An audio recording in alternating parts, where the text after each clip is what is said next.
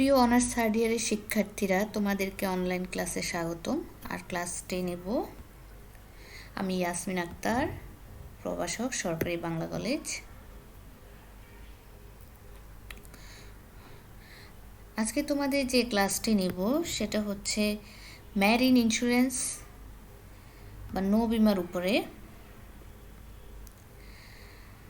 আচ্ছা, ম্যারিন ইন্স্যুরেন্সটা আসলে কি সেই সম্পর্কে আমরা জানব। আরও কিছু বিষয় সম্পর্কে আমরা জানব এই নৌ বিমা চ্যাপ্টারে।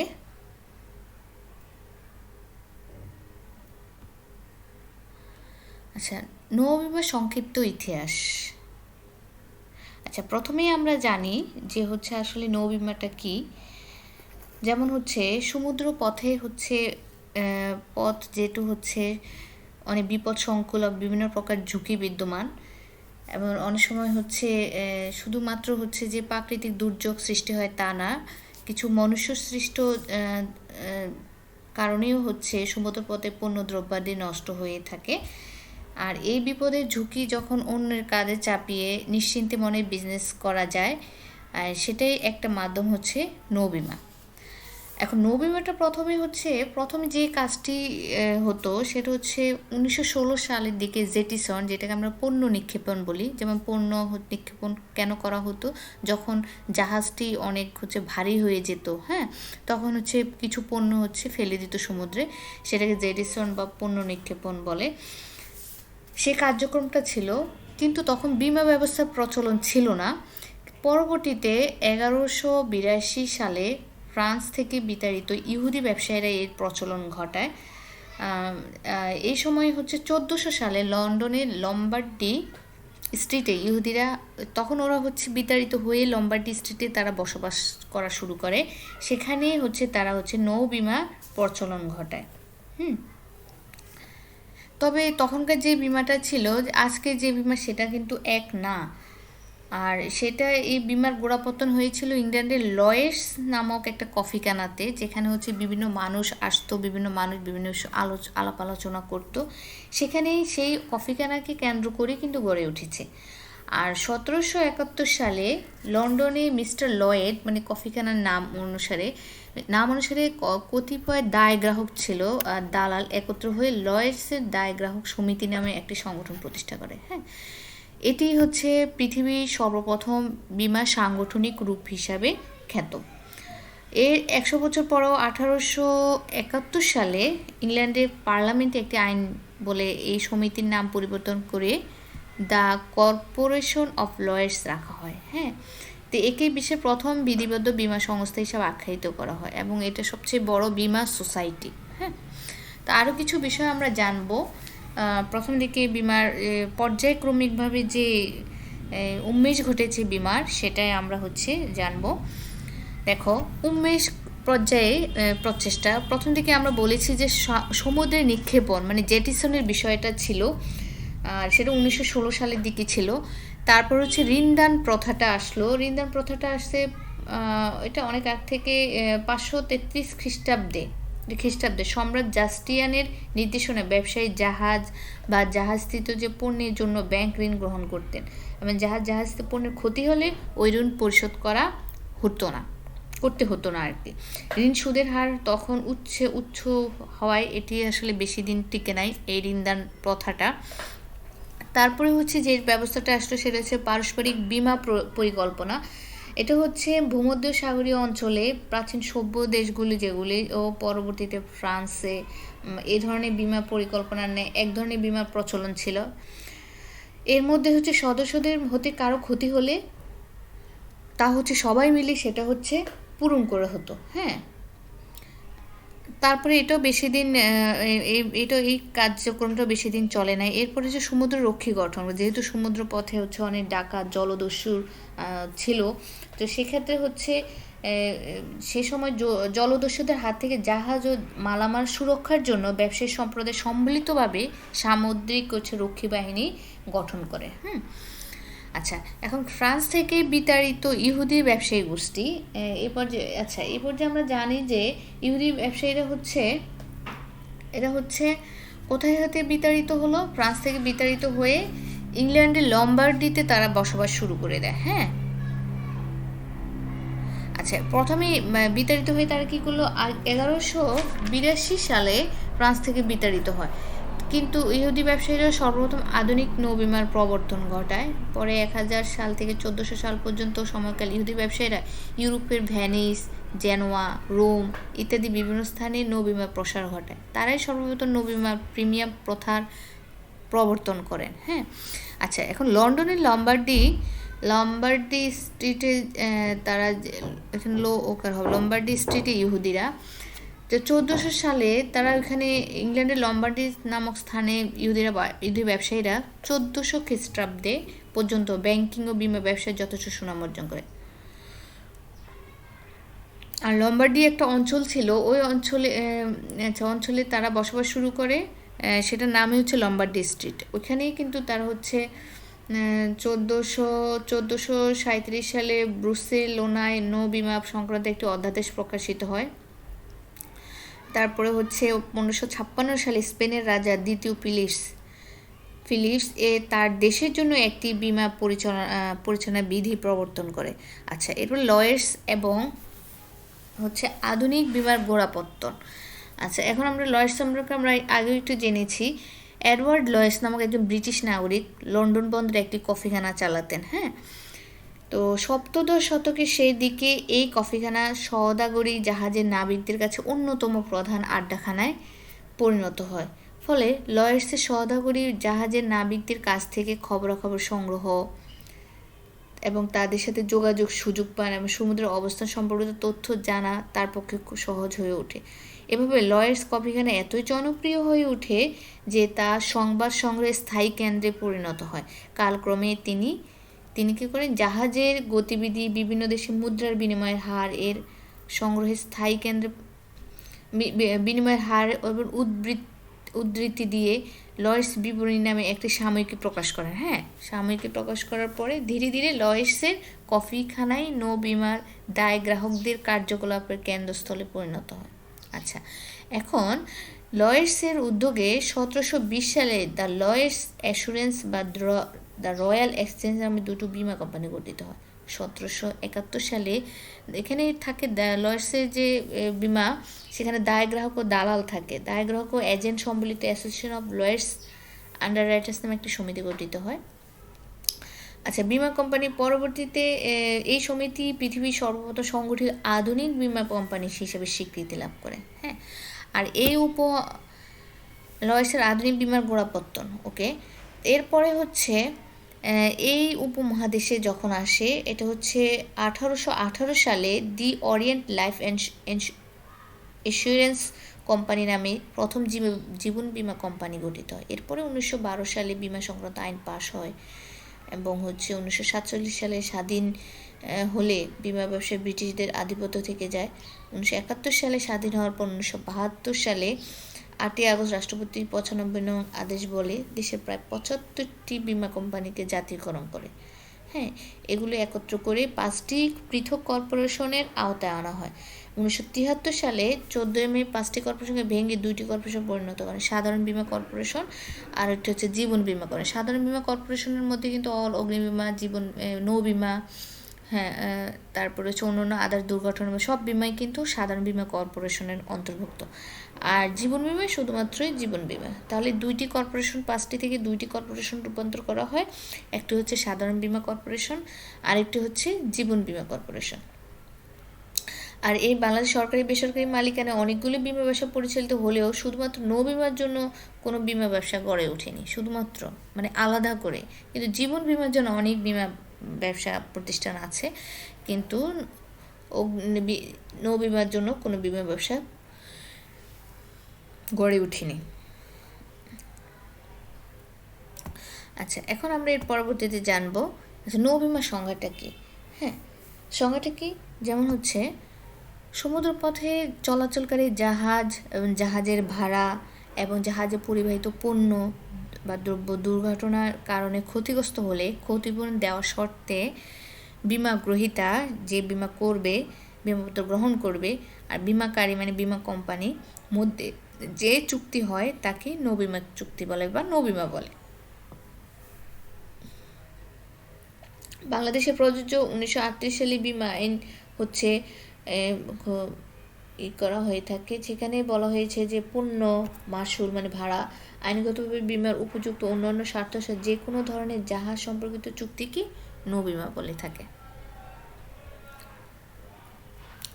নৌ-বিমা চুক্তিপত্রের বৈশিষ্ট্য বা উপাদান সমূহ কি কি উপাদান আছে?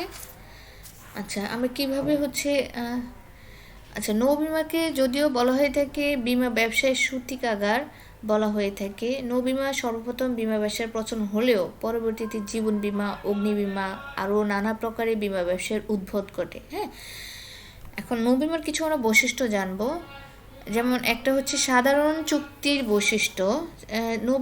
বিমা গ্রহীতার মধ্যে সম্পাদিত একটি বৈধ চুক্তি হিসাবে এর মধ্যে সাধারণ চুক্তির যে বৈশিষ্ট্যগুলো থাকে, যেমন হচ্ছে অবশ্যই প্রস্তাব ও স্বীকৃতি থাকতে হবে, চুক্তি সম্পাদনের যোগ্যতা থাকতে হবে, তার মানে সে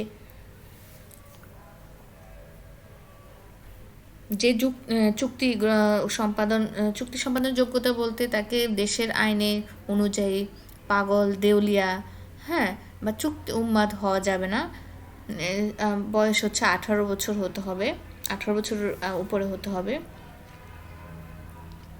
তাহলে তার চুক্তি সম্পাদনের যোগ্যতা, বাংলাদেশের নাগরিক হতে হবে, যদি বাংলাদেশে করে থাকে দেশের নাগরিক হতে হবে। আচ্ছা, এখন হচ্ছে আরেকটি হচ্ছে বৈধ প্রতিদান। হ্যাঁ, আর হচ্ছে চুক্তি পালনের সম্ভাব্যতা, চুক্তি পালন বৈধ উদ্দেশ্য থাকতে হবে, নির্দিষ্ট বিষয়বস্তুর উপরে চুক্তি করতে হবে, আর এটা হচ্ছে লিখন ও নিবন্ধন হতে হবে। এগুলি সাধারণ চুক্তির বৈশিষ্ট্যের মধ্যে অন্তর্ভুক্ত। আচ্ছা, এখন নৌ-বিমা চুক্তি আরও কিছু বৈশিষ্ট্য বা উপাদান রয়েছে, সেটা হচ্ছে বিমাযোগ্য স্বার্থ। অবশ্যই যেই বিষয়বস্তুর উপরেই বিমা করা হবে সেই বিষয়বস্তুর বিমাযোগ্য স্বার্থ থাকতে হবে। বিমাকৃত বিষয়বস্তুর উপর বিমা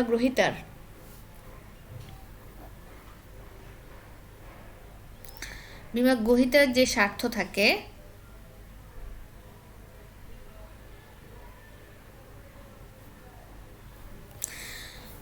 আচ্ছা, এখন বিমার বিষয়বস্তুতে বিমা গ্রহীতার যে স্বার্থ থাকে, বিমা গ্রহীতা মালিক আর্থিক স্বার্থকে বোঝায়, যার অস্তিত্ব ও নিরাপত্তায় ব্যক্তি আর্থিকভাবে লাভবান হন, আর যার বিনষ্ট হলে আর্থিকভাবে ক্ষতিগ্রস্ত হন।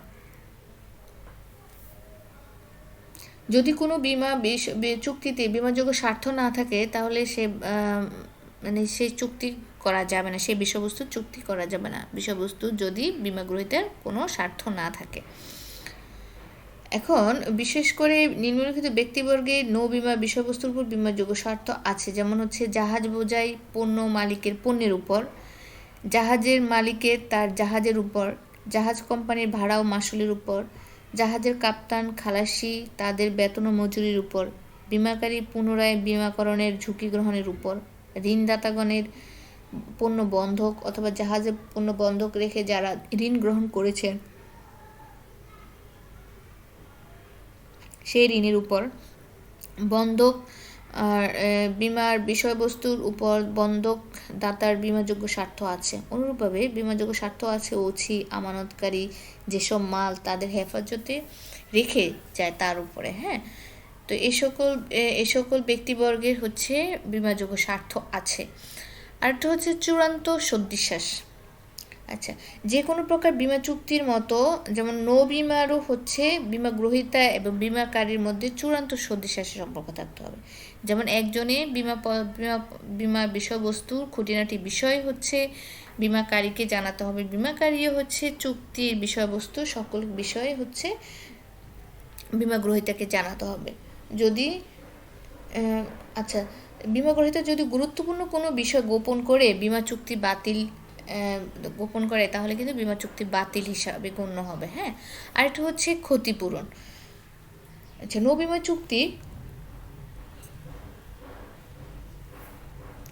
চুক্তি প্রকৃত পক্ষে হচ্ছে একটা ক্ষতিপূরণের চুক্তি। হ্যাঁ, এর অর্থে বিমাকারী বিমা গ্রহীতা ঝুঁকিজনিত কারণে ক্ষয়ক্ষতি পূরণের প্রতিশ্রুতি দিয়ে থাকে বিমাকারী, আর বিমা গ্রহীতার যদি কোনো ক্ষতি হয়ে থাকে তাহলে হচ্ছে চুক্তি অনুযায়ী হচ্ছে ক্ষতিপূরণ দিতে কিন্তু বাধ্য থাকবে বিমাকারী।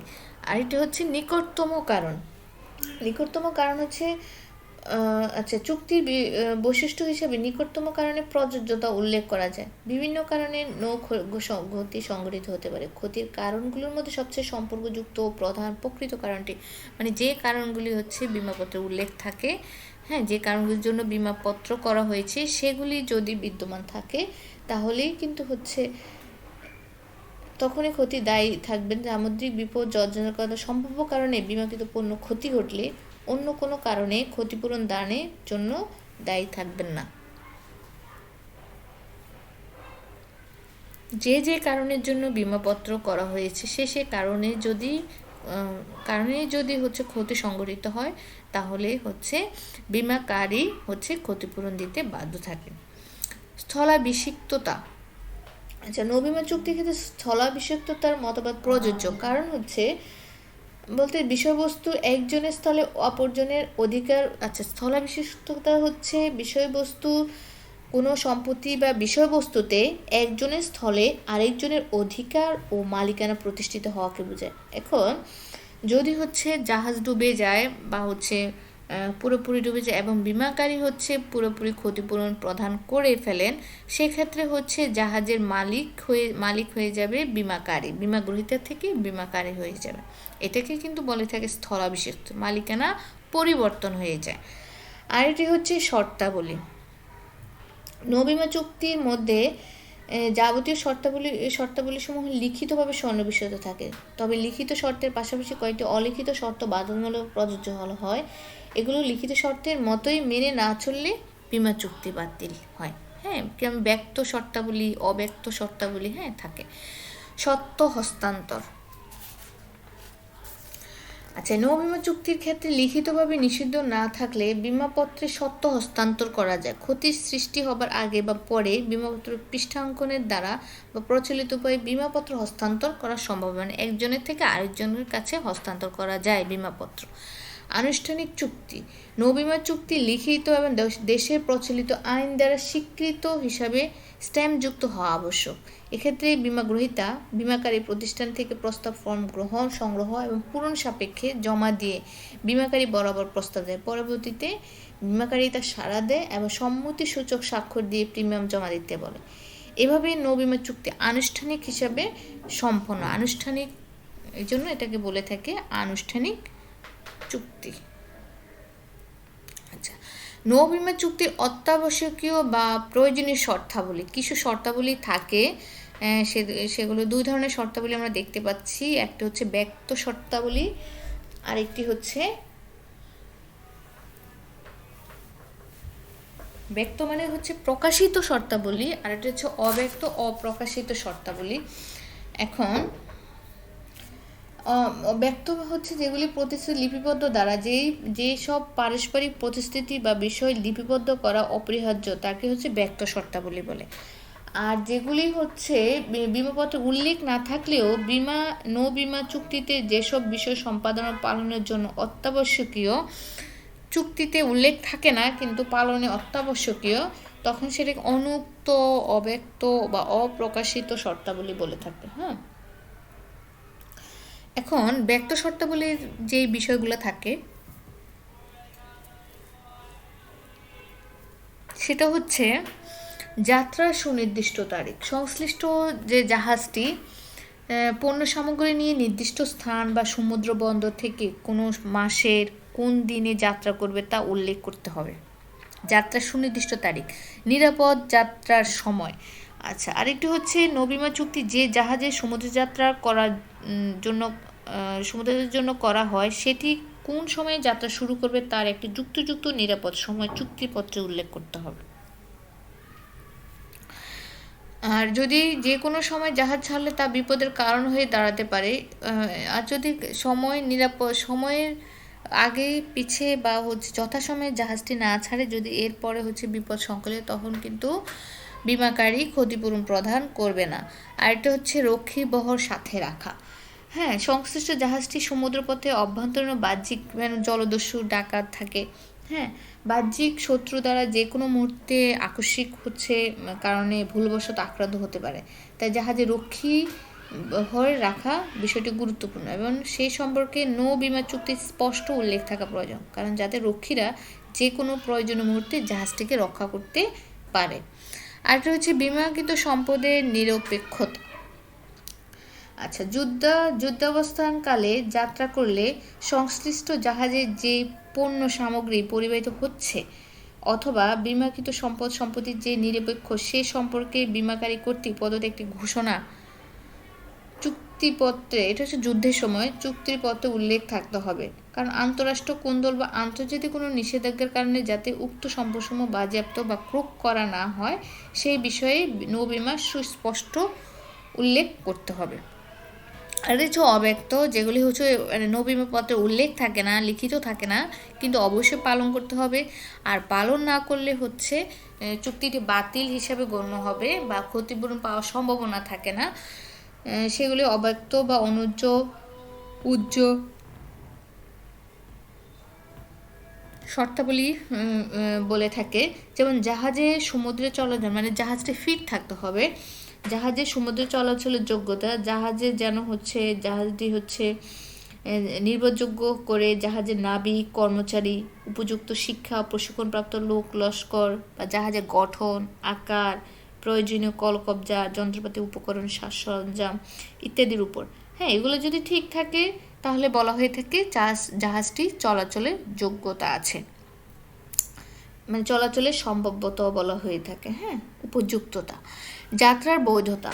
আচ্ছা, এখন যে জাহাজটি চলবে তার হচ্ছে যাত্রা পথের বৈধতা থাকতে হবে। যাত্রার বৈধতা বলতে বিমাকৃত যাত্রা ও যাত্রা পথের বৈধতাকে বোঝায়। হ্যাঁ, যে পথে জাহাজটি পণ্য বহন করে গন্তব্যস্থলে যাবে সেই পথে পণ্য বহনের জন্য জাহাজ কোম্পানির প্রয়োজনীয় কাগজপত্র আছে কি না তা হচ্ছে দেখতে হবে। এবং শর্তের বরখেলাপ হলে চুক্তি কিন্তু বাতিল হবে। অনুক্ত হলেও অব্যক্ত হলেও যদি যাত্রাপথের বৈধতা না থাকে তাহলে কিন্তু চুক্তিটি বাতিল বলে গণ্য হবে। আরেকটি হচ্ছে যাত্রা পরিবর্তন না করা। হ্যাঁ, যেমন হচ্ছে বিনা কারণে বা ইচ্ছাকৃতভাবে জাহাজ পৌঁছানোর জন্য নির্ধারিত বন্দর পাল্টানো যাবে না। যদি বন্দর পাল্টানোর কারণে যদি কোনো ক্ষতি সংঘটিত হয় তাহলে কিন্তু ক্ষতিপূরণ পাবে না।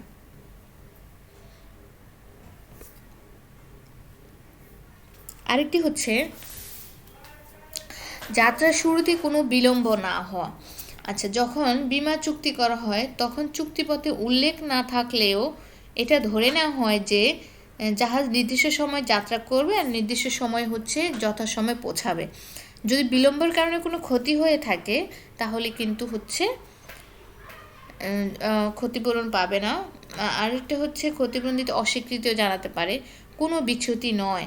আচ্ছা, যে পথে যাত্রার জন্য জাহাজ বিমা করা হয় জাহাজ সেই পথেই গন্তব্য যাবে। ইচ্ছাকৃত বা কোনো কারণ ছাড়া যদি জাহাজ তার যাত্রাপথ পরিবর্তন করে থাকে এবং ক্ষতি হয় সেক্ষেত্রে বিমা কোম্পানি বিমা দাবি নাও পরিশোধ করতে পারে।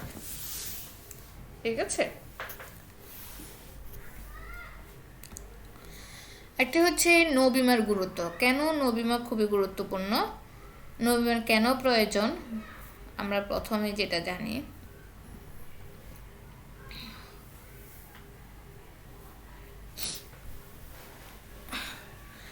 আর্থিক ক্ষতির বিপক্ষে নিরাপত্তা বিধান।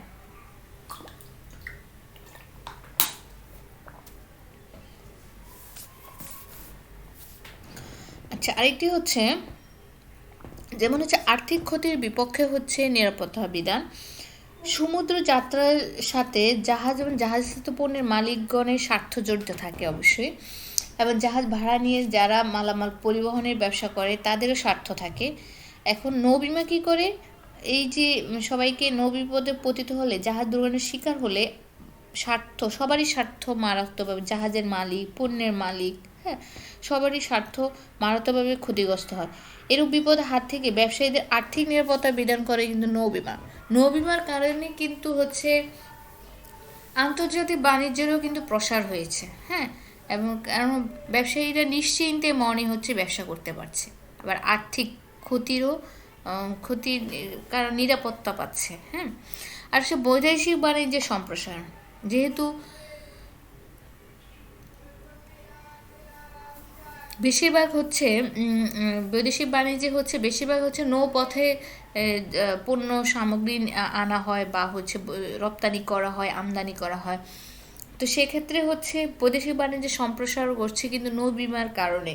হ্যাঁ, আর এই নৌবিমার কিন্তু প্রাচীনকাল হতে ব্যবহার করা হচ্ছে, কারণ হচ্ছে স্থলপথে হচ্ছে খরচ বেশি, আর নৌপথে হচ্ছে আর স্থলপথে বিভিন্ন ঝামেলা, তখন তো বন জঙ্গল বেশি ছিল।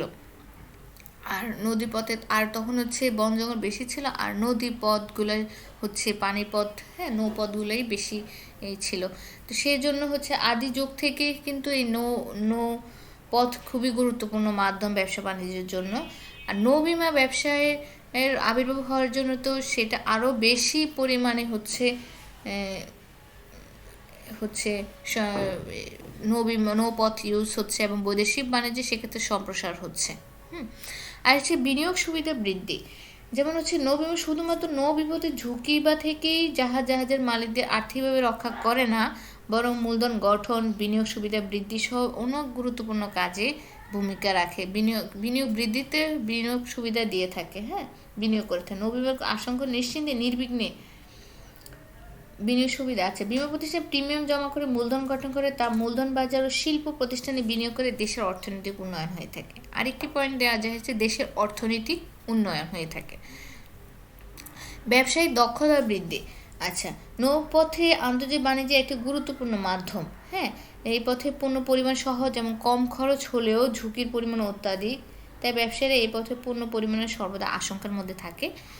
আর নৌবিমা তাদের আশঙ্কামুক্ত করে নির্বিঘ্নে নিশ্চিন্তে পণ্য পরিবহনে সহায়তা করে, ফলে মনোযোগের সাথে কাজ করে তাদের ব্যবসায়িক দক্ষতাটা বৃদ্ধি পায়।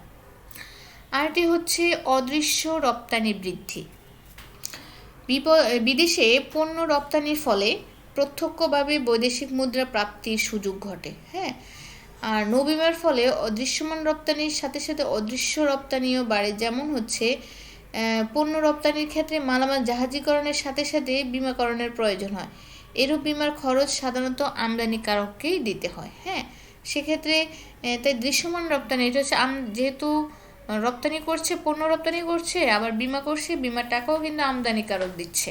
সেক্ষেত্রে হচ্ছে দৃশ্যমান রপ্তানির সাথে সাথে কিছু অদৃশ্য রপ্তানির পরিমাণও বৃদ্ধি পাচ্ছে। আরেকটি হচ্ছে কর্মসংস্থানের সুযোগ সৃষ্টি, যেমন হচ্ছে যে বিমা ব্যবসা যত আবির্ভাব হচ্ছে, যত প্রচলন হচ্ছে, তারপরে হচ্ছে ব্যবসা বাণিজ্য তত বৃদ্ধি পাচ্ছে, বিশেষ শিল্প কারখানা হচ্ছে, আর সেই শিল্প কারখানাগুলোতে হচ্ছে বেকার যুবকরা হচ্ছে কাজ পাচ্ছে, তারপরে কর্মসংস্থানের সুযোগ বৃদ্ধি পাচ্ছে। আর হচ্ছে ক্ষতির ন্যূনতমকরণ। হ্যাঁ, আমরা জানি যে প্রিভেনশন ইজ বেটার দ্যান কিউর। আচ্ছা, এখন এই কথা মাথায় রেখে বিমাকারী নৌপথে যেন পণ্য পরিমাণে ক্ষতির পরিমাণ যাতে সর্বনিম্ন হয়, সেই জন্য প্রতিষ্ঠানগুলো তার প্রচেষ্টা ছাড়া বিভিন্ন দিক নির্দেশনা, সতর্কতা, বিপদকালে নাবিকের করণীয় দায়িত্ব, এই বিষয়ে কিন্তু তারা হচ্ছে কর্তব্য সম্পর্কে বিমাকারী তাদের সমস্ত ব্যক্তিদের প্রয়োজনীয় বিভিন্ন পরামর্শ, বিভিন্ন ধরনের পরামর্শ দিয়ে থাকে যাতে ক্ষতি ন্যূনতমকরণ যায়। আরেকটি হচ্ছে আন্তর্জাতিক বাণিজ্যের সহায়তা। হ্যাঁ, আন্তর্জাতিক বাণিজ্য হচ্ছে যেমন হচ্ছে আন্তর্জাতিক বাণিজ্য সহায়তা হচ্ছে নৌবিমাকে আসলে আন্তর্জাতিক বাণিজ্যে শক্তি হিসেবে আখ্যায়িত করা হয়ে থাকে। আর নৌবিমা ছাড়া সমুদ্রপথে আন্তর্জাতিক বাণিজ্য আসলে কল্পনাতীত, কারণ এটাতে অল্প খরচ হয়ে থাকে। আর নৌবিমা আন্তর্জাতিক প্রতিষ্ঠা এবং প্রসারের সহায়তা করে থাকে, যেমন হচ্ছে একদিকে বিনিয়োগে সাহায্য করে, অন্যদিকে ব্যাংকের লেটার অফ ক্রেডিট খুলে ব্যবসায়িক শিল্পদের আন্তর্জাতিক বাণিজ্য অর্থের যোগান দিয়ে থাকে। হ্যাঁ, লেটার অফ ক্রেডিট হচ্ছে ব্যাংকের মাধ্যমে খোলা হয়ে থাকে। হ্যাঁ, এলসি বলে এটাকে। এলসি ছাড়া তো বিদেশে এখন ব্যবসা করাই যাবে না। আর সেক্ষেত্রে হচ্ছে নৌবিমাও হচ্ছে এলসি, লেটার অফ ক্রেডিট, মানে এলসি খোলার কাজে সহায়তা করে থাকে। এটি হচ্ছে নৌবিমা শ্রেণী বিভাগ বা আওতা। কি নৌবিমা হচ্ছে, আচ্ছা আমরা জানি 1938 সালে বিমা আইনে 2(13) ক ধারা বলা হয়েছে। কি বলা হয়েছে? Marine insurance business means the business of effecting contracts of insurance upon vessel of any description including cargoes, freight, এবং আদার্স ইন্টারেস্ট। হ্যাঁ, তার মানে হচ্ছে শুধু জাহাজের পণ্য, ভাড়া, হ্যাঁ, দায় সবই হচ্ছে নৌ বিমার আওতায় অন্তর্ভুক্ত, নৌ বিমা অন্তর্ভুক্ত আছে। হ্যাঁ, এখন দেখো পণ্য যেমন সমুদ্রপথে এক দেশ থেকে, এটা তো করেই থাকে, এক দেশ থেকে অন্য দেশে পরিবহনকালে সামুদ্রিক দুর্ঘটনার কারণে জাহাজস্থ যে পণ্য সম্ভার বিনষ্ট হতে পারে, জাহাজে বোঝাই পণ্য ক্ষতিগ্রস্ত হলে তার ক্ষতিপূরণের নিশ্চয়তা লাভের জন্য যে বিমা করা হয় সেটা কিন্তু নৌ বিমার আওতাধীন, পণ্যের বিমা। আর এটা হচ্ছে ভাড়া বা মাসুলের। জাহাজ যদি বিনষ্ট হয় তাহলে হচ্ছে শুধুমাত্র জাহাজের মালিকও আর্থিকভাবে, শুধু পণ্যের যে ক্ষতি হয় সেটা কিন্তু না, জাহাজের মালিকও আর্থিকভাবে ক্ষতিগ্রস্ত হয়। সেক্ষেত্রে হচ্ছে অনেক সময় একই সাথে মাসুলেরও বিমা করা হয়, অনেক সময় আলাদাভাবে ভাড়া বা মাসুলের বিমা করা হয়। আর এটা হচ্ছে জাহাজ বিমা। হ্যাঁ, নৌ বিমা বলতে সাধারণত আমরা জাহাজ বিমা বলি। সমুদ্রপথে যেসব সামুদ্রিক জাহাজ চলাচল করে সেগুলো আর্থিক মূল্য অনেক বেশি আর অত্যন্ত দামি এসব জাহাজ যে কারণে সমুদ্রপথে আংশিক বা সম্পূর্ণ ক্ষতিগ্রস্ত হতে পারে। সামুদ্রিক জলোচ্ছ্বাস, ঝড় যেগুলো জাহাজ ডুবে করতে পারে। আবার হচ্ছে ভাসমান বরফখণ্ডে আঘাত পেয়ে, যেমন টাইটানিক জাহাজ, হ্যাঁ, যে ডুবে গেল, জাহাজে বড় রকমের ক্ষতি হতে পারে। হ্যাঁ, তো সেক্ষেত্রে হচ্ছে সমুদ্রপথে বাণিজ্যিক জাহাজে এই ধরনের ক্ষতি পূরণ করার জন্য জাহাজের মালিককে জাহাজ বিমা করে। এটা কিন্তু জাহাজের মালিকই কিন্তু করে থাকে। আর হচ্ছে নৌ দায় বিমা। কোনো কোনো সময় বাণিজ্যিক জাহাজগুলি অনিচ্ছাকৃতভাবে নৌ নীতির বরখেলাপ করে, ফলে জাহাজের দায় সৃষ্টি হয়। পণ্য পরিবহনকালে জাহাজের কাপ্তান, কর্মচারীদের কখনো অসতর্কতা, অবহেলার কারণে পণ্যের কোনো ক্ষতি হলে ওই ক্ষতির দায়িত্ব জাহাজ মালিকের উপর পড়ে। এজন্য দায়ের ক্ষতিপূরণের জন্য নৌ দায় বিমা করা হয়। এটাও জাহাজের মালিক করে থাকে। আচ্ছা, এখন দেখো আমরা হচ্ছে নৌ বিমা পত্র, এতক্ষণ হচ্ছে নৌ বিমার আওতা বা শ্রেণী বিভাগ। এখন এই নৌ বিমা পত্রগুলো কি কি নৌ বিমা পত্র আছে, নৌ পলিসি। এখন দেখো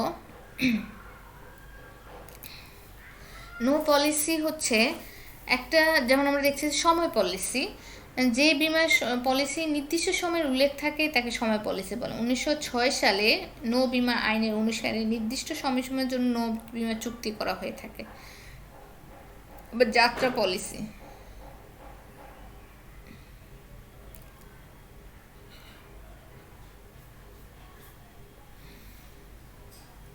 আচ্ছা, এখন সময় পলিসির সময়টা কিন্তু 1 বছরও হতে পারে। যদি 1 বছর পর্যন্ত সময় দেওয়া হয়, ওই সময় যদি কোনো জাহাজের পণ্য বা পণ্য সামগ্রী যদি কোনো ক্ষতি হয় তাহলে সেই ক্ষতিপূরণ কিন্তু বিমাকারী গ্রহণ করবে। আরেকটা হচ্ছে যাত্রা পলিসি। যে বিমাপথে নির্দিষ্ট যাত্রাপথের উল্লেখ থাকে, যদি উল্লিখিত যাত্রাপথে চলার সময় জাহাজ বা জাহাজের পণ্য ক্ষতিগ্রস্ত হয় তাহলে বিমা কোম্পানি ক্ষতিপূরণ দেয়, তাকে যাত্রার বিমাপত্র বলে।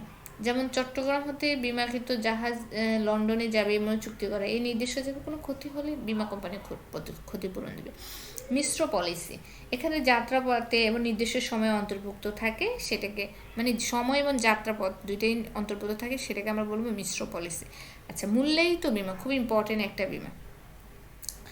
এখন দেখো মূল্যায়িত বিমা যে নৌ বিমা আইনে বলা হয়েছে, নৌ বিমা আইন আছে যে নৌ বিমা পত্রে বিষয়বস্তু মূল্য আগে থেকে নির্ধারণ করা হয় তাকে মূল্যায়িত বিমা পত্র বলে, এবং এর অধীনে ক্ষতিপূরণ মোট মূল্যটি নির্ধারিত থাকে এবং ঝুঁকি বলবৎ থাকা অবস্থায় সেটি ক্ষতিপূরণের মাপকাঠি হিসেবে ব্যবহৃত হয়। বর্তমানে বেশিরভাগ বিমাই কিন্তু মূল্যায়িত বিমা হয়ে থাকে, কারণ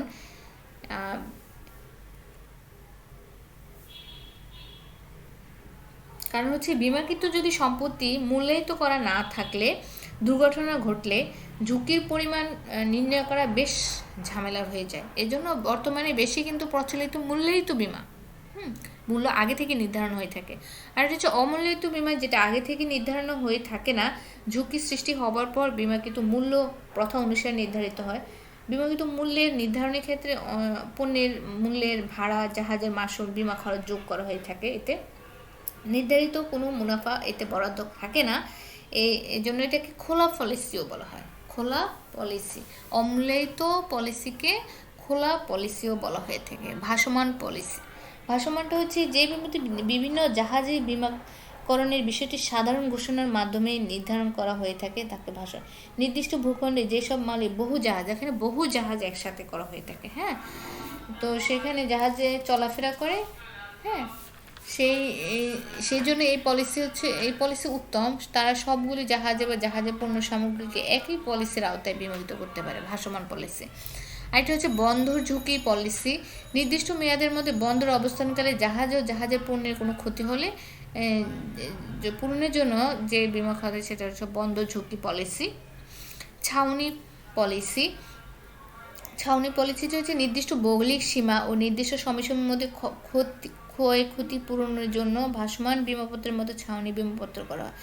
এই পলিসির আওতায় নির্দিষ্ট একটি অঙ্কের জন্য বিমাপত্র করা হয়। সম্পূর্ণ প্রিমিয়াম পলিসি শুরু হওয়ার সময় পরিশোধ করা হয়, হ্যাঁ, মেয়াদ শেষে রেকর্ডকৃত ঝুঁকি অনুসারে প্রিমিয়াম পুনর্বিন্যাস করা হয়ে থাকে। আরেকটা হচ্ছে নামিক পলিসি। সেটা হচ্ছে জাহাজ ও জাহাজে বোঝাইকৃত পণ্যের নাম উল্লেখ করে যে বিমাপত্র নেওয়া হয়। যেমন হচ্ছে কোনো জাহাজে লক্ষ লক্ষ বেলপাট চট্টগ্রাম বন্দর থেকে বিমাকৃত অবস্থায় ম্যানচেস্টার বন্দরে যাবে। এখন জাহাজ ও পণ্যের উভয় নাম স্পষ্টভাবে উল্লেখ থাকে এতে, নামিক পলিসিতে।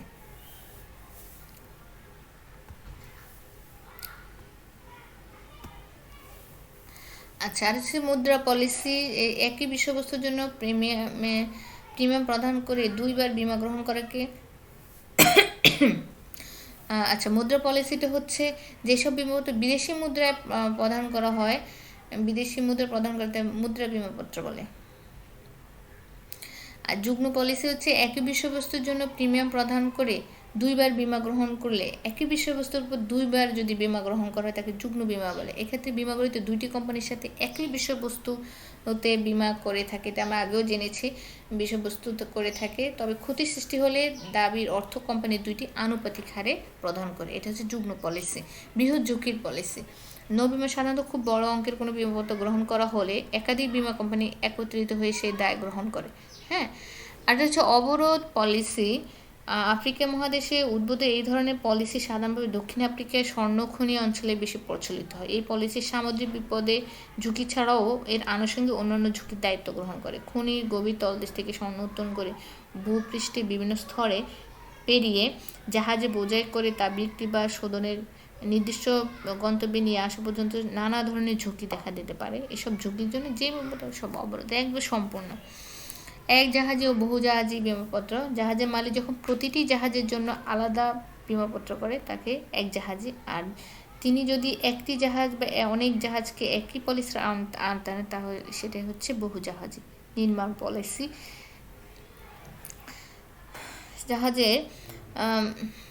জাহাজে নির্মাণকালীন ঝুঁকিসমূহের যে বিমাপত্র করা হয় তাকে নির্মাণকালীন পলিসি বলে।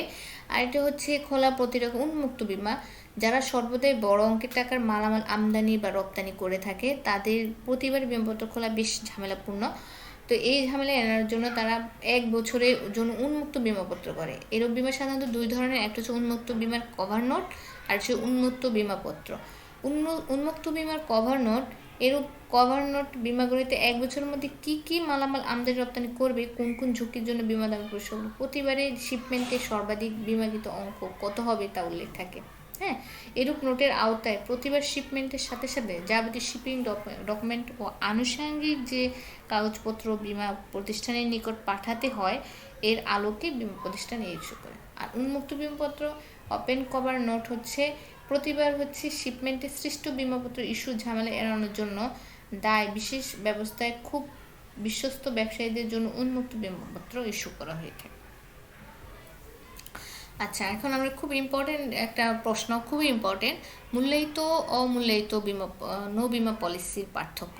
আচ্ছা, আমরা আগেই জেনেছি যে বিমাপত্রের বিষয়বস্তু পূর্ব থেকে নির্ধারিত থাকে সেটা হচ্ছে মূল্যায়িত, আর যে বিমাপত্রের বিষয়বস্তু পূর্ব থেকে নির্ধারিত নয়, ক্ষতি সংঘটিত হলে নির্ধারণ করা হয়ে থাকে নিয়ম অনুযায়ী, সেটা হচ্ছে অমূল্যায়িত বিমাপত্র। আর বিমা চুক্তি সম্পাদনের সময় বিমাপত্রের মূল্য নির্ধারণ থাকে। মূল্যায়িত বিমাপত্রের মূল্য আগে থেকেই নির্ধারণ থাকে, আর অমূল্যায়িত হচ্ছে ক্ষতি হলেই মূল্য নির্ধারণ করা হয়। আর মূল্যায়িত ক্ষতিপূরণের মাপকাঠি পূর্ব নির্ধারিত মূল্যেই ক্ষতিপূরণের ভিত্তি, আর ক্ষতি সংঘটনের পরে ক্ষতি পরিমাপ ক্ষতিপূরণের ভিত্তি। আর হচ্ছে মূল্যায়নের উপাদান কি কি করে থাকে, মূল্যায়িত পণ্য মূল্য, ভাড়া, জাহাজীকরণ, ব্যয় ও মুনাফা। আর হচ্ছে অমূল্যায়িত কিন্তু মুনাফা আসে না, পণ্য মূল্য, ভাড়া, জাহাজীকরণ, ব্যয় আর বিমা খরচটা আসে। হ্যাঁ, পূর্বনির্ধারিত মুনাফা যোগ করা হয়, এতে অমূল্যায়িত পূর্ব নির্ধারিত কোনো মুনাফা যোগ করা হয় না। তবে হচ্ছে মূল্যায়িত এর প্রচলন সর্বাধিক, আর অমূল্যায়িত এর প্রচলন নেই বললেই চলে। আচ্ছা, নৌবিমা চুক্তি, ক্ষতিপূরণের চুক্তি, এটা আমরা জেনেছি আগে যে নৌবিমা চুক্তি হচ্ছে ক্ষতিপূরণের চুক্তি। ক্ষতি হলেই হচ্ছে ক্ষতিপূরণ দেওয়া হবে, আর ক্ষতি না হলে কিন্তু পুরোপুরি হচ্ছে বিমাকারী লাভ। হ্যাঁ, আচ্ছা, সম্পত্তি বিমার ক্ষেত্রে ক্ষতি সংঘটিত, এটা সব সম্পত্তি, সাধারণ বিমা যতগুলি আছে সব বিমাই ক্ষতিপূরণের চুক্তি, শুধু জীবন বিমা হচ্ছে নিশ্চয়তার চুক্তি, আর সকল বিমাই কিন্তু হচ্ছে ক্ষতিপূরণের চুক্তি। ক্ষতি হলেই দিবে, ক্ষতি হলে ক্ষতিপূরণ দিবে, আর ক্ষতি না হলে সবটুকুই হচ্ছে বিমাকারী লাভ। আচ্ছা, ক্ষতিপূরণ নীতি সম্পর্কে এম.এন. মিশ্রা বলেছেন, বিমা কিন্তু দুর্ঘটনার কারণে ক্ষতি সংঘটিত হলে বিমা গ্রহীতা হচ্ছে ক্ষতি সংঘটনের আগে যে অবস্থায় ছিলেন বিমাকারী তাকে ক্ষতিপূরণ দানের মাধ্যমে সে অবস্থায় ফিরিয়ে আনা বা পূর্ব নির্ধারিত করার যে নীতি বিমা চুক্তি ও আইনের স্বীকৃতি, তাকে হচ্ছে ক্ষতিপূরণ নীতি। আগে যে অবস্থা ছিল ক্ষতিপূরণ দিয়ে আগের অবস্থায় নিয়ে যাবে। আচ্ছা, নৌবিমা পত্র সংগ্রহের পদ্ধতি। আচ্ছা, কিভাবে নৌবিমা পত্র সংগ্রহ করা হবে? এখন দেখো, নৌবিমা পত্র সংগ্রহ প্রথমে হচ্ছে কোম্পানির বিমাপত্র। দুই ধরনের বিমাপত্র আছে, একটা হচ্ছে লয়েডসের বিমাপত্র, আমরা জেনেছি লয়েডস সম্পর্কে, আর এটা হচ্ছে কোম্পানির বিমাপত্র। তো কোম্পানির বিমাপত্র হচ্ছে পৃথিবীর সব দেশে, দেশীয় ও বিদেশি বিভিন্ন বিমা, বিশেষত সাধারণ বিমা প্রতিষ্ঠান নৌবিমাপত্র ইস্যু করে। বাংলাদেশে সাধারণ বিমা কর্পোরেশন, দুইটা কর্পোরেশন আছে, একটা জীবন বিমা কর্পোরেশন, একটা সাধারণ বিমা কর্পোরেশন। সাধারণ বিমা কর্পোরেশনেই কিন্তু হচ্ছে নৌবিমাপত্র ইস্যু করে। তাছাড়া হচ্ছে Green Delta Insurance Company, Peoples Insurance Company, Karnaphuli Insurance Company, অনেকগুলি বেসরকারি প্রতিষ্ঠানও হচ্ছে বিমাপত্র ইস্যু করে থাকে। আচ্ছা, প্রথমে যে কাজটি করে থাকে প্রস্তাব ফর্ম সংগ্রহ ও পূরণ করে থাকে। যারা বিমা গ্রহণে, বিমাপত্র গ্রহণে ইচ্ছুক তারা হচ্ছে প্রস্তাব ফর্মটা গ্রহণ করে সেটা যথাযথভাবে পূরণ করে তারপরে হচ্ছে এর ফর্মে হচ্ছে মালামাল, জাহাজ, সম্পূর্ণ বিষয়বস্তু, বন্দর, তারপর হচ্ছে বন্দর থেকে মালামাল যা বোঝাই করে বন্দরে খালাস হবে, কোথায় কি, জাহাজের নাম, রেজিস্ট্রি, দেশের নাম, সব ইত্যাদি পূর্ণাঙ্গভাবে প্রস্তাব ফর্মে হচ্ছে লিপিবদ্ধ করতে হবে। আচ্ছা, এরপরে হচ্ছে প্রস্তাবপত্র বিবেচনা ও ঋণ স্বীকারপত্র ইস্যু। হ্যাঁ, বিমা প্রতিষ্ঠান বিমা গ্রহণ ইচ্ছুক ব্যক্তির নিকট থেকে প্রস্তাব পাওয়ার পর এই প্রস্তাব হচ্ছে এর সাথে সংযুক্ত দলিলপত্র দিয়ে ভালোভাবে বিচার বিবেচনা করে। পণ্য বিমার ক্ষেত্রে জাহাজি দলিলগুলি ভালোভাবে দেখা হয়, জাহাজ বিমার ক্ষেত্রে জাহাজের প্রয়োজনীয় কাগজপত্রগুলো ভালোভাবে দেখা হয়। হ্যাঁ, বিবেচনা করে বিমা কোম্পানি যদি সন্তুষ্ট হয় তাহলে বিমা প্রস্তাব গ্রহণ করে প্রিমিয়াম প্রদানের জন্য নির্দেশ দেয়। হ্যাঁ, নো বিমাপত্র ইস্যু। বিমা গ্রহীতা ও বিমা কোম্পানির মধ্যে নো বিমা চুক্তি যে দলিল লেখা থাকে তাকে নো বিমা পত্র বলে। হ্যাঁ, বিমা কোম্পানি বিমা গ্রহীতার নিকট থেকে প্রিমিয়াম গ্রহণের পর এরূপ পত্র ইস্যু করে। ঠিক আছে, আরেকটা হচ্ছে লয়েডসের বিমাপত্র। লয়েডসের তোমরা আগেই বলছি সপ্তদশ শতকের শেষ ভাগে লন্ডনে এডওয়ার্ড লয়েডস নামক এক ব্যক্তির কফিখানাকে কেন্দ্র করে ব্রিটেনে মানে ইংল্যান্ডে নৌ বিমার ব্যাপক প্রচার হয়। পরবর্তী সময়ে সেখানে যারা নৌ বিমার দায়গ্রাহক দালাল হিসেবে কাজ করতেন 1771 সালে অ্যাসোসিয়েশন অফ লয়েডস আন্ডাররাইটার নামে একটি বিমা সমিতি গঠন করে। 1871 সালে বিমা কোম্পানি ইংল্যান্ডের পার্লামেন্ট দ্য কর্পোরেশন লয়েডস নামে পুনর্গঠিত লিপিবদ্ধ হয়। আচ্ছা, এখন এটাই হচ্ছে বিশ্বের অদ্যাবধি নৌ বিমা প্রতিষ্ঠান বৃহত্তম। হ্যাঁ, বিশ্বের বিভিন্ন দেশে এই বিমা সমিতির সদস্য রয়েছে, এই সমিতির সদস্য। আচ্ছা, দালাল দায় গ্রাহক যারা থাকে। ওকে, এখন কিভাবে দালালের সহায়তা গ্রহণ, যদি তো কোনো নৌ বিমা পত্র গ্রহণ করতে হয় তাহলে দালালের সহায়তা গ্রহণ করতে হবে। লয়েডসের সদস্য দায় গ্রাহকগণ বিমাপত্র ইস্যু করে থাকে। এরূপ ইস্যুকৃত বিমাপত্র নিতে চাইলে বিমা গ্রহণের ইচ্ছুক ব্যক্তিদের দায় গ্রাহকের প্রতিষ্ঠানে দালালের সহায়তা গ্রহণ করতে হবে। তারপরে আলোচনা সাপেক্ষে বিমা গ্রহীত পলিসি গ্রহণে ইচ্ছুক হলে তার দালালকে অবহিত করতে হবে। সারা বিশ্বে এদের নেটওয়ার্ক বিস্তৃত কিন্তু আছে দালালদের। ওকে, এখন চিঠি প্রস্তুতকরণ। কথাবার্তা মিল হলে দালাল তখন একটা কাগজে পণ্য পরিবহনকারী জাহাজের নাম, গন্তব্য, সময়, পণ্যের মূল্য, বিমা প্রকৃতি, বিমাকৃত অঙ্কের পরিমাণ ইত্যাদি সব কিছু লিপিবদ্ধ করেন। হ্যাঁ, এবং এর সাথে প্রয়োজনীয় কাগজপত্র সংযুক্ত করেন। দায় গ্রাহকগণকে চিঠা প্রদান করে, যেটা প্রস্তুত করেছে সেটা প্রদান করে। হ্যাঁ, দায় গ্রাহকরা বরাবর প্রেরণ করে। এরূপ চিঠি পাওয়ার পর দায় গ্রাহকগণ তার বিচার বিবেচনা করে। দায় গ্রাহকদের মধ্য হতে যে বা যারা এটা রাজি হন তারা চিঠির নাম স্বাক্ষর করেন, কত টাকার দায় গ্রহণে ইচ্ছুক তা লিখে দেন। প্রিমিয়াম জমাদানের নির্দেশ প্রদান। দায় গ্রাহকগণ কর্তৃক দায় গ্রহণের সম্মতিসূচক সংবাদ পাওয়ার পর দালাল বা বিমা গ্রহণ ইচ্ছুক ব্যক্তি বিমাকৃত অঙ্কের উপর মোট প্রিমিয়ামের পরিমাণ হিসাব করে তার জমাদানের একটি ডেবিট নোট লিখে দেন। হ্যাঁ, তারপর বিমাপত্র তৈরি ও বিমা গ্রহীতার কাছে অর্পণ। বিমা গ্রহীতার কর্তৃক প্রিমিয়ামের অর্থ জমা দেওয়ার পর দালাল বিমাপত্রের ফর্ম পূরণ করে তাতে দায় গ্রাহকের স্বাক্ষর গ্রহণ করে। এতে বিমাকৃত অঙ্কের পরিমাণ সহ বিমা গ্রহীতার নাম, ঠিকানা, বিমার বিষয়বস্তু ইত্যাদি লেখা থাকে। এটা যে কফি হাউসটা ছিল সেটা আসলে কত সাল পর্যন্ত কফি হাউস ছিল? 1691 থেকে 1785। এটা লয়েডসের কফি হাউসটা। আচ্ছা, নৌবিমা চুক্তি হস্তান্তর। আচ্ছা, আমরা এখন জানবো নৌবিমা চুক্তি হস্তান্তরটা কি। নৌবিমা চুক্তি হস্তান্তর এর মালিকানা পরিবর্তন করে। 1882 সালে সম্পত্তি হস্তান্তর আইনে 130 ধারা বলা হয়েছে, বিমাপত্রে উল্লেখ কোনো শর্তের দ্বারা শর্তার্পণ লিপিবদ্ধ করা না হলে নৌবিমাপত্র সত্ত্ব নিয়োগ বা শর্তার্পণ করা যায়। আর শর্তার্পণের বিমাকৃত ব্যক্তির সম্পত্তি ক্ষতি হওয়ার পূর্বে বা পরেও করা যেতে পারে। নৌবিমাপত্র অনুমোদন ও পৃষ্ঠাঙ্কনের মাধ্যমে অন্য কোনো প্রচলিত উপায়ে শর্তার্পণ করা যায়। হ্যাঁ, আর এটা লয়েডসের বিমাপত্র ও কোম্পানির বিমাপত্র পার্থক্য। লয়েডসের বিমাপত্রে তাদের নিযুক্ত দালাল ও দায় গ্রাহকগণই সম্পাদন করে থাকে।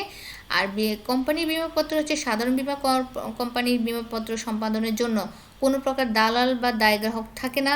আর ঝুঁকি গ্রহণ, লয়েডসের বিমাপত্রের ঝুঁকি তাদের নিযুক্ত দায় গ্রাহকগণই গ্রহণ করে। আর সাধারণ বীমা কর্পোরেশনের বিমাপত্রের ঝুঁকি কোম্পানি নিজেই গ্রহণ করে। আর স্বাক্ষর, লয়েডসের বিমাপত্রের সাথে অসংখ্য দায় গ্রাহক সম্পৃক্ত থাকে, তাই উক্ত বিমাপত্রে তাদের প্রত্যেকের স্বাক্ষরের প্রয়োজন। আর সাধারণ বীমা কোম্পানির বিমাপত্রে কেবলমাত্র একটি স্বাক্ষরই যথেষ্ট। হ্যাঁ, দেউলিয়া ক্ষতি, লয়েডসের বিমাপত্রের ক্ষেত্রে একাধিক বীমা সংস্থা কর্তৃক ঝুঁকি গ্রহণ করা হয়ে থাকে, তাই এর যে কোনো একটি বিমাকারী দেউলিয়া হলে তা আংশিক ক্ষতির নামান্তর। আর সাধারণ বীমা একটি একক প্রতিষ্ঠান, ঝুঁকি গ্রহণের দায়িত্ব কোম্পানির নিজস্ব এবং কোম্পানি দেউলিয়া হয় নামে সামগ্রিক ক্ষতির সামিল। আর কমিশন, লয়েডসের বিমাপত্রের ক্ষেত্রে দালাল নিয়োগ করা হয়, তাই এক্ষেত্রে দালালকে কমিশন দিতে হয়। সাধারণভাবে এই ধরনের কমিশনের কোনো রেওয়াজ নেই। আচ্ছা, আরেকটি হচ্ছে জটিলতা। লয়েডসের নৌবিমাপত্রে বেশ জটিল, আর সাধারণত তেমন কোনো জটিলতা নেই। প্রিমিয়াম নির্ধারণে দর কষাকষি। লয়েডসের বিমাপত্রের প্রিমিয়াম নির্ধারণে দর কষাকষি হয়, যেন দালাল থাকে। আর প্রিমিয়াম নির্ধারণে কোনো দর কষার সুযোগ নেই। লয়েডসের বিমাপত্রের ক্ষেত্রে বিমার বিষয়বস্তু ঝুঁকি যৌথভাবে গৃহীত হয়, আর সাধারণ বীমা কোম্পানির ক্ষেত্রে বিষয়বস্তু ঝুঁকি একভাবে গৃহীত। খুব ইম্পর্টেন্ট একটা প্রশ্ন। ওকে, নৌ বিপদ বা দুর্ঘটনা কি? আচ্ছা, সমুদ্রপথে পণ্য সামগ্রী নিয়ে জাহাজ বা চলাচলের সময় যদি কোনো বিপদের সম্মুখীন হয় তবে উক্ত বিপদকে নৌ বিপদ বলে থাকে। প্রাকৃতিক, অপ্রাকৃতিক যে কোনো বিপদই হতে পারে। হ্যাঁ, আচ্ছা, এখন বিভিন্ন প্রকার বিমাযোগ্য সামুদ্রিক বিপদ এবং দুর্ঘটনা বা নৌ বিমার আওতায় প্রাকৃতিক এবং নৈতিক বা অপ্রাকৃতিক বিপদসমূহ কি?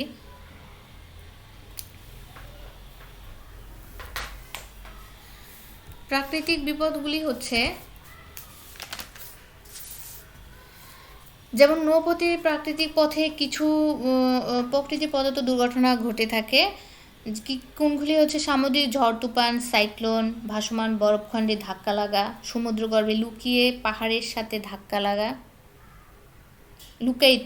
সমুদ্রগর্ভে লুকায়িত পাহাড়ের সাথে ধাক্কা লাগা। আর অপ্রাকৃতিক বা নৈতিক যেগুলি মনুষ্য সৃষ্ট, সেগুলো শত্রু, অভ্যন্তরীণ ও বাহিরের শত্রু, অনেক সময় জাহাজে আক্রান্ত হতে পারে, জলদস্যু থাকে।